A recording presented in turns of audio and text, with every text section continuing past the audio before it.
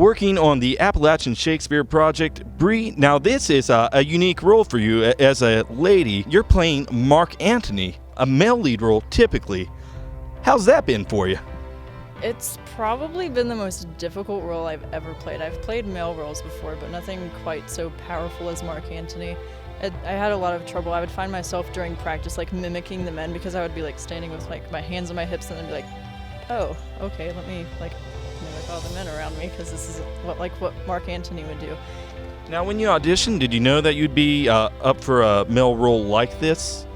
I thought I might be like a male role, but more of a minor male role, not quite with so many like long speeches, friends, Romans, countrymen. I never saw myself playing that sort of role in any sort of theater. So at what point did you find yourself becoming more comfortable with the character as rehearsals wore on? I know you said that you watched the men and mimicked more of what they did in preparation for the role, but at what point do you feel it became your own?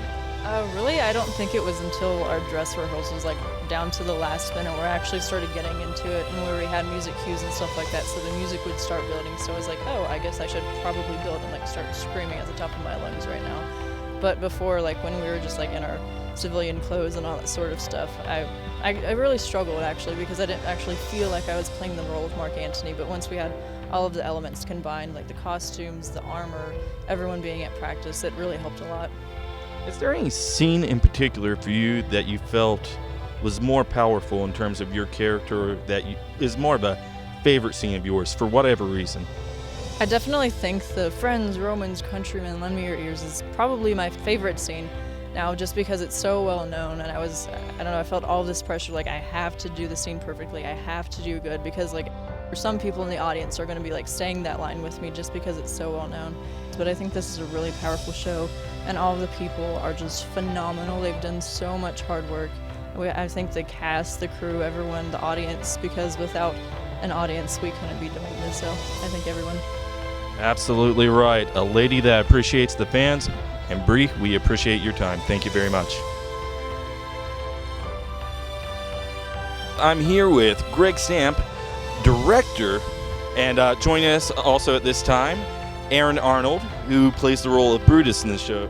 How did he get a hold of you? How did you two guys get a hold of each other?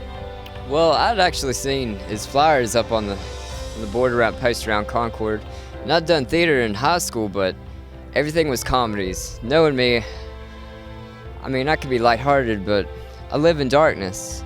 So when I seen the tragedy of Julius Caesar, I was like, yes, that's what I want to do.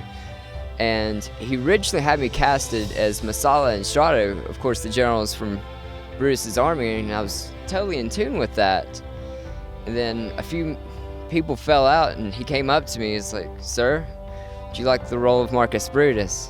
And I thought about it for a while, gave him a smile, and said, well, I think I'll take it. Dr. Reger, Ceasar, a very powerful performance. Thank you. Your comfort with the language is evident. I don't know, did you know ahead of time going into this you were going to be playing Ceasar? I know we talk about not wanting to say pre-casting, Sure. But when you're lucky enough to have somebody that comfortable with language who can give that powerful of a delivery, it would be tempting, and at the very least, very fortunate to have you in this. It's kind of you to say. Thank you so much. I did not know for certain what role I was going to be playing, if any. I told Greg that anything he wanted to cast me, any role in which he wanted to cast me, I'd be happy to have. I was hoping to take sort of a smaller role. One of the reasons why this play could just as easily be called The Tragedy of Brutus is Julius Caesar is dead and essentially out of the play by the first half. So I was hoping I would take sort of a smaller role, and I was very, very pleased to get the role of Caesar. So we're very fortunate to have Brutus here, Caius Cassius, Mark Antony, all of these just outstanding, energetic performances. They make it easy to get into the character and to build a kind of level of intensity and energy. So yeah, I've had just a great experience with it. Now, what's been your level of involvement over time as sponsor of the Appalachian Shakespeare Project? I was actually the founder of the Appalachian Shakespeare Project, and I serve as its executive director. So my capacity here as a professor of medieval and Renaissance literature at Concord, I just sort of oversee the project. When I came to Concord about 6 years ago, when I learned that they didn't have a Summer Shakespeare Festival here at Concord. It was one of the things that I inquired about, if this would be something that I might possibly get started, if there'd be any interest for this.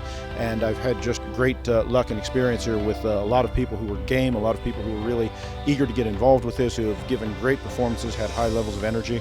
So yeah, I've been just very, very fortunate, I think, in the area, in the audiences who've come out to see us. Everyone who's come out to see us seems to have enjoyed themselves. The audience is high energy. The audience typically takes away from the show something that they can remember and just have a lot of fun with it. Dr. Reger, so much. we appreciate your time. Erin, thank you very much. Right. Break a leg, gentlemen.